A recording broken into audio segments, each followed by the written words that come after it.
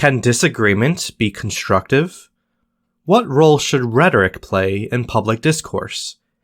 Is it possible for people to disagree without diminishing the humanity of their opponents? And if so, how should we approach formulating disagreements to better promote collaborative problem solving? All of that and more in today's video.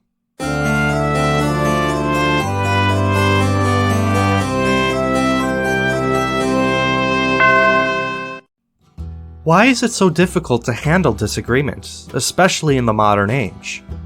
While debate and discord are hardly new, disagreement seems fairly universal to the human experience after all. Disputes in the modern age can seem especially contentious. In an era dominated by 24-hour news cycles and social media, every divergence of opinion can seem like an explosive argument, sharp, hostile, and deeply personal. We've become so used to this state of affairs that many of us assume, almost by instinct, that disagreement is inherently destructive, and that civility can only be achieved by converting everyone to a shared state of mind. But is that really the case? Before we can effectively address that question, it helps to first examine how we got here. According to the professor Deborah Tannen, author of The Argument Culture, Western cultures have been gradually conditioned to view disagreements as argumentative battles to be won, rather than attempts to mediate, arrive at common ground, or solve problems. There are many reasons she points to for this Western cultural conditioning. Competition, individualism, adversarial legal and political systems, social media bubbles, and algorithmic amplification of distressing narratives, etc. But the ultimate effect is that people in the West have tied their very sense of identity to the positions they hold, such that when people disagree with their views, people perceive that they are under personal attack and instinctively move to defend their positions aggressively.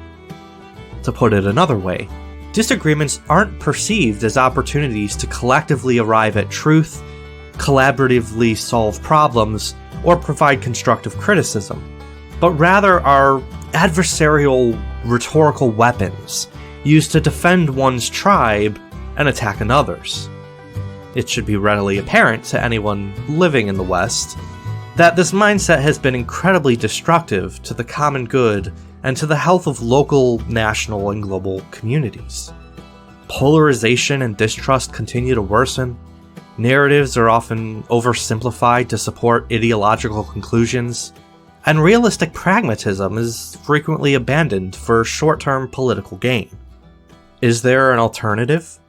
Is it possible to hold principled positions and debate them in the public square without creating excessive discord and division? Many of the ancients seem to believe so.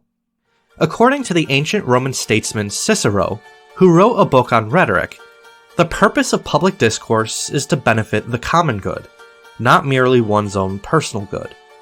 While such a position might seem like an impossible ideal to a modern reader, Cicero argued that civility and truth-seeking are standards not just for good statesmanship, but even good rhetoric.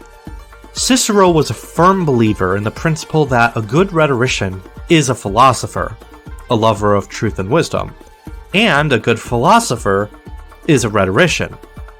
Why? Well, according to Cicero, one cannot speak effectively on a topic that he does not understand. And if one does understand, one has a duty to try to convey the truth as convincingly and accurately as possible. How does this apply to arguments in public discourse? Well, according to Cicero, in order for one to effectively convince people of one's position, one must understand the opposing position well, which means listening carefully to it and addressing its concerns directly.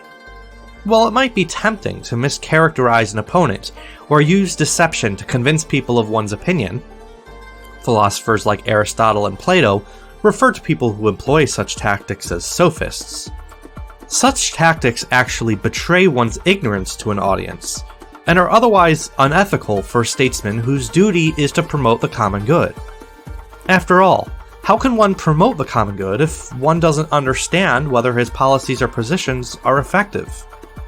Rhetoric, therefore, is a tool that should be used in service of the truth, not against it.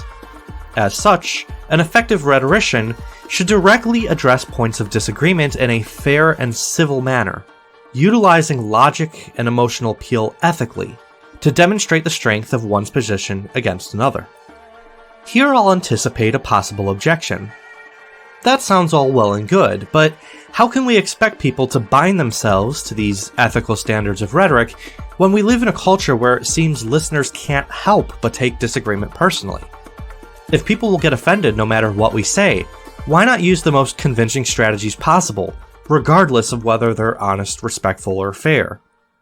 There is a legitimate point within this objection. It is impossible when taking a principled stance to be completely inoffensive. We cannot control what other people think or do, and our positions will inevitably run contrary to someone's sense of identity or way of life. That said, is it possible to at the very least minimize the sense of contention that can arise from disagreements to maximize the possibility of constructive discourse? According to the early medieval philosopher Augustine, this is not only possible, but an ethical obligation. Why? Well, in line with Augustine's Christian ethics, Augustine argues that love should be the guiding principle of all interpersonal interactions, including disagreements. Augustine did not view disagreement as an inherently bad thing. Rather, Augustine believed that debate should serve a formative purpose, engaging both sides in a shared pursuit of understanding and truth.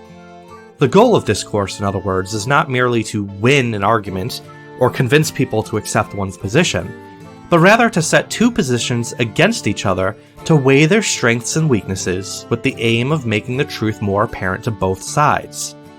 Under such a framework, disagreements can actually be a constructive endeavor, enlightening both sides while helping a community reach common ground and collaboratively arrive at solutions to problems. One readily apparent metric of whether discourse is constructive or toxic is whether it fosters unity, even if disagreement persists, or mean-spirited division. When the goal of a debate is to manipulate and dominate, communities fracture, but when the goal is to advance the common good, communities heal. What do these principles look like in practice? How can we disagree with someone from a place of love and civility? Well, there are a few things we can do. First, as obvious as it might seem, it is crucial to keep our instinctive defensiveness in check, reminding ourselves that disagreements are not necessarily personal attacks, and that even some of us who are well-informed aren't always right about everything. Second, when someone expresses disagreement with us, it can pay to identify the fundamental concerns behind their position. What do they value? What matters to them? What are they worried about? Instead of merely pitting your position against theirs, it can pay to validate their underlying concerns, emphasizing that you care about their well-being and the things that matter to them, but that you ultimately believe there is a better way to address their underlying concerns than the position they're espousing. Third, we should approach disagreements, whenever possible and appropriate, from the mindset of being a collaborative problem solver rather than from the mindset of being an adversarial competitor who needs to win.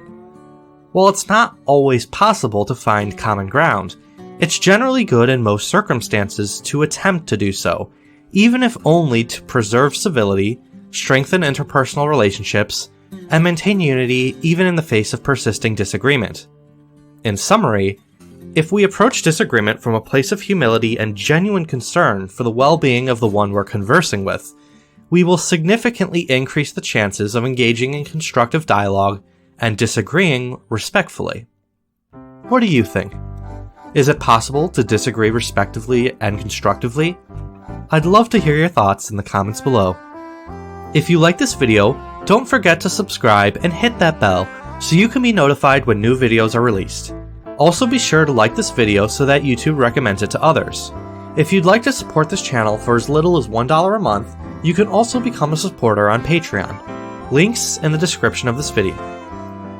While we can't always guarantee that disagreement will be civil, we can do our best to contribute to a culture of constructive discourse. By approaching disagreements with empathy and a genuine desire to promote the common good, we can begin to transform conflict into collaboration. Remain principled, but in all things, remember that we should approach others from a place of love. Peace be with you. This has been The Philosopher.